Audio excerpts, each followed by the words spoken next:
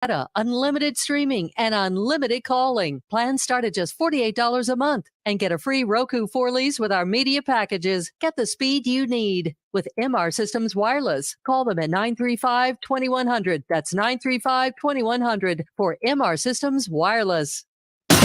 Your friend in Central Illinois. WHOW. Top of the morning. Thanks for being with us. I'm your host today, Seth Lawrence. The WHOW Morning Show is streaming to Facebook and YouTube. It's brought to you by Peterson Insurance, your Pekin insurance agent in Clinton. My guest in this segment of the morning show today is Sue McLaughlin, manager for Farmer City. Good morning, Sue. How are you today? Morning. Happy Monday. Happy Monday. Happy New Year. All those things. We appreciate you making time for us, Sue, as always. And I know that you and I have touched on this topic we're going to start with today, Sue, and that is the strategic plan for the city of Farmer City. And I have to be honest, I don't know how much of a deep dive that we've been able to get into on it, but just highlight, kind of the process that the strategic plan took on and obviously its passage. So give us kind of some background and we'll dive into some of the things in it and what's the highlights of it. So how about that? Okay, fair enough. We did our first one about 5 years ago, and so we just updated it. You really should update it every couple of years just so it stays fresh. And basically what it is the city council sets goals, short-term goals, long-term goals, things that they want to try to accomplish and see get done and to improve the city.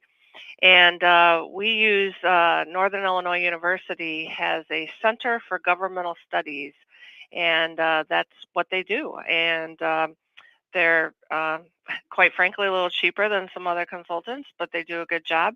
And so we literally just finished it. Just got the report a couple weeks ago. And so now we've got some goals, and we're going to start going after them.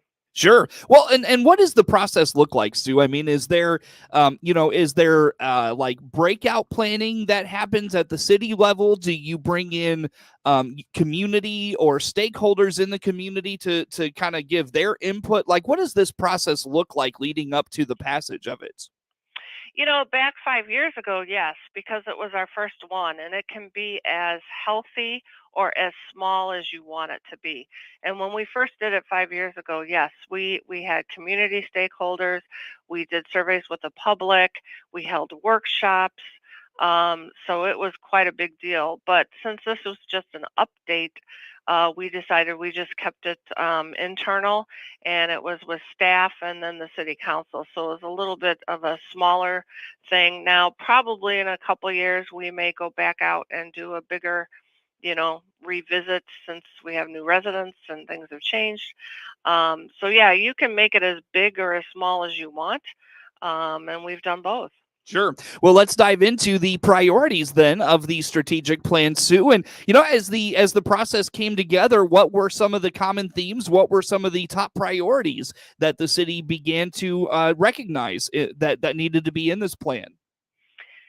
Yeah, I think that's why we probably just did a smaller update this year because not a lot has changed in terms of priorities.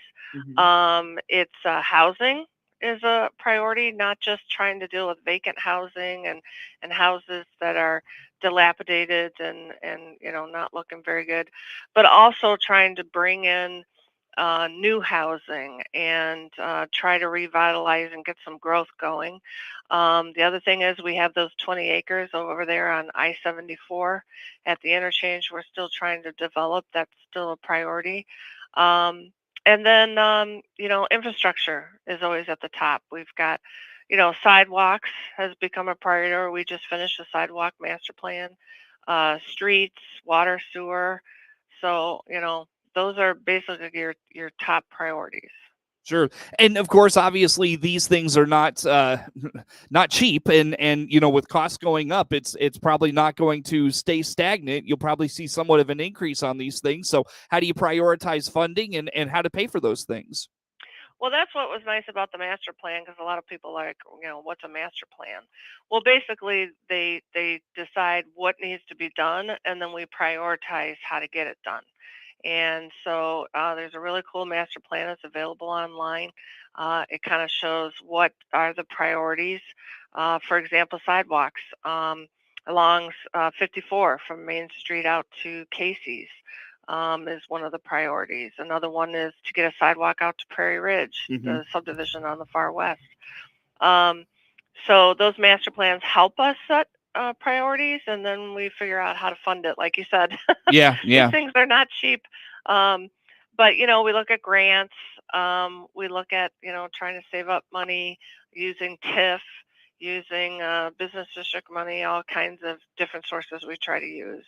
Yeah, going back to your point about the housing there, Sue, I was curious, with housing being a priority. Obviously, you want, you talked about dilapidated properties. You want the community to look pleasant, but at the same time, is there a demand for homes and that sort of thing? I mean, I was talking to a realtor in town the other day, mentioned that the housing market right now very slow. That certainly doesn't mean it can't pick up, and obviously wintertime it's going to be slow anyways. But just how about the idea of housing? What's the demand like? What are some of the issues that Farmer City faces when it comes to the housing market? There is a demand here, but it's for affordable housing. You're not going to have a high demand for $300,000 houses, but there is a demand.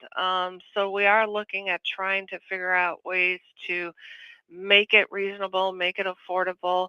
We've been studying other cities, not necessarily around us, but certainly in the U.S. that are offering programs, whether it's you don't have to pay property taxes for 5 years, or giving builders, a break on fees and whatnot.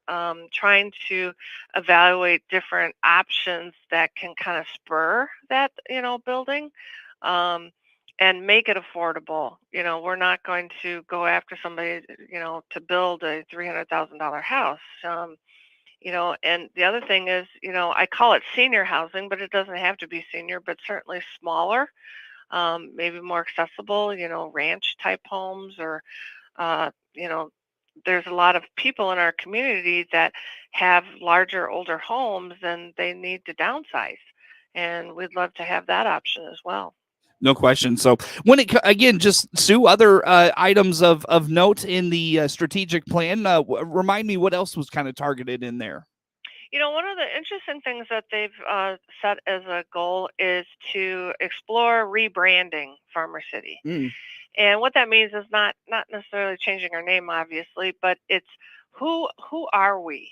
What do we stand for? What kind of face do we want to put out to the public? What is Farmer City's niche? What are we known for? And what do we stand for?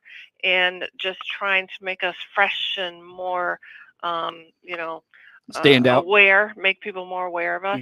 So that's something that we're going to look at doing. I don't know if we'll get it done in 23, but certainly maybe 24, because there's a cost to that, obviously, but Right. perhaps changing our logo, or just figuring out who we are and what do we stand for. And that'll take some time, and we'll get some community input, obviously. So that's probably in the next year or two. Interesting stuff. So some changes there, it sounds like. Sue, as it relates to the strategic plan, you talked about just minor updates to the strategic plan. At what point do you revisit major things, and is it after the economy recovers and things of that nature, or have you even thought about past this current plan? How about that? We haven't, although we do have some long-term goals that obviously are going to take a while. Okay.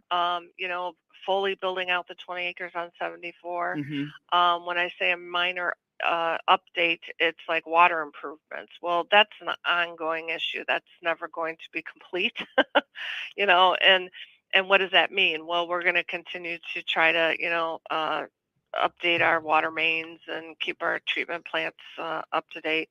So those are things where you don't necessarily need to, reinvent the wheel in your goals. You just need to update and say, okay, what have we accomplished, and what are in the next 5 to 10 years? Yeah, sure.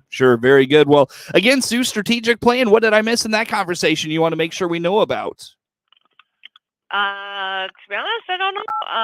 One of the cool things is if you ever come to a city council meeting, I put these goals up on a huge whiteboard in the city council chambers Mm. and try to keep them updated to say, hey, we've accomplished that or we've made, progress on that. Mm. So they can always come in and take a look and see where we're at. That's really cool you do that, because so often, and it's not anyone's fault, it's just kind of the nature of how this process works, and the way that things happen, is that you don't really get a good visible sense, where you can watch progress be made and you can see what goals are, to remind yourself or to keep the community informed. That's really cool that you do that, because like I said, so often these things, they get put together and then they go on a shelf, and while they may get worked on and that sort of thing, it's not visible. The community doesn't get to see that all the time. Yeah, it's not visible, and that's the point. Is I've heard that so many times. I've actually seen it happen where it goes on a shelf, and then you pull it off and dust it off in 5 years, and no, I'm a visual person, Uh-huh. and I also want the council and the public to know that we haven't forgotten and we are making progress. That's very cool. Very cool. Good stuff. When does the city council meet, Sue, so folks can come out and see that if they're interested? Sure. It's the first Monday of the month at 6 o'clock. On occasion, we'll meet on the third Monday of the month also, but always the first Monday of the month. Very good. Sue, where do folks go to keep up with all things Farmer City? Is it best to visit the World Wide Web, social media? Where should folks go? Yeah, I think Facebook's the best. The City of Farmer City Facebook page is probably most up to date, but we do also put everything on our website, cityoffarmercity.org. Fantastic. Well, Sue, let's take a time out here. Come back with some more. Sue McLaughlin is the manager for Farmer City, our guest on the phone for this morning. More to come with her here on the WHOW Morning Show.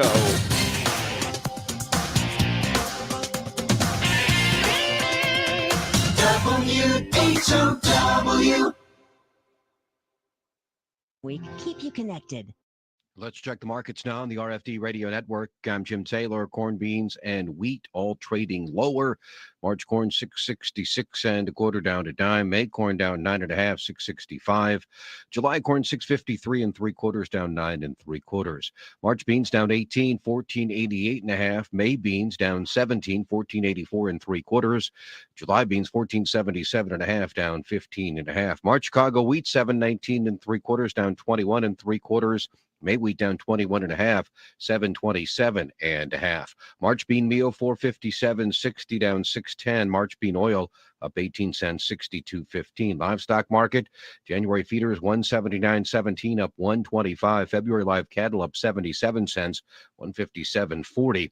February lean hog 77.35, down 47 cents. Energy market, March crude oil 81.92. 28 cents. Jim Taylor, RFD. In this WHOW 75th anniversary feature, we hear from Larry and how WHOW got their comeback. The stations, unfortunately, did just fall into disrepair, and eventually went off the air. The staff finally just, I guess, walked out. Again, I was working in grocery business at that time. I was doing ball games on the side, but they finally just shut the place down, and it went dark. It was still in the Livesey family at that time, but Ray Livesey, who really was a true pioneer of Central Illinois radio and of local radio, an earlier version, somewhat of like what Randy likes to do, very much involved in local community type radio, and had his stations in Mattoon and here in Clinton, had some others elsewhere in Ohio and Florida for a time too. But he had passed away in the mid-90s, I believe. Clinton just, unfortunately, for whatever reason, didn't get the attention that it probably needed to keep the station up to snuff and keep it rolling the way along it needed to. Eventually, it just went off the air. Finally came the time where it could be purchased by someone else, and Senator Brady and his group came along and bought the station. And again, I wasn't any part of that until I got a phone call, I think in December of 2003, and Jim Sowers, who was the first manager for Mr. Brady at that time. He said, I've been talking to people around town and asking if there's anybody that could do the local high school sporting events on the radio for me. And I've had several people suggest you. Would you be interested in doing that? And I said, yeah, I'd be interested in doing the games, but do you have anything else? And he said, well, sales, you could sell. And so we talked for some time and worked out a deal where I would come in and I would help with the morning show, doing sportscasts, and then I would do sporting events, and I would sell advertising the rest of the time. And mid-January, I went to work. That was Larry here on this WHOW 75th anniversary feature. Your friend in Central Illinois, WHOW. Once again, and good morning. Thanks for being with us. I'm your host today, Seth Lawrence. The WHOW Morning Show is streaming to Facebook and YouTube. It's brought to you by Peterson Insurance, your Pekin Insurance agent in Clinton. Sue McLaughlin, City Manager for Farmer City, our guest on the phone. And Sue, out to improve your street garage. Talk a little bit about what's going on here. Yeah, well, we're going to get one after ours burned down a year ago. So we finally are getting a design from our architects and engineers, and our city council is going to take a look and just kind of discuss. The design won't be approved in February, but should be approved in March to go out for bid. So hopefully we will have a new building by summertime. Sure. That would be nice. Yeah. And so talk a little bit about the history on this. You mentioned burned down about a year ago. What was in your street garage, and what have you kind of done to protect those things, vehicles and equipment and things of that nature that was in there? What have you done to protect those things in that time? Yeah. Well, you know, the whole garage burned down back in February of 2022. We still don't have a determination. The state fire marshal has not gave us a report. They said it's probably going to be undetermined, but we lost everything, you know, every dump truck, every shovel, everything. And so slowly we've been replacing things with insurance, and have some things in storage. Have some things at our power plant, just trying to kind of put it wherever we can until we get our new building. But we finally gotten pretty much all our vehicles replaced, and we're slowly getting all our equipment replaced. So now we just need a building, and it's going to go in the same place it was, up on the north side of town. And it should pretty much look the same. It'll just be more up to date.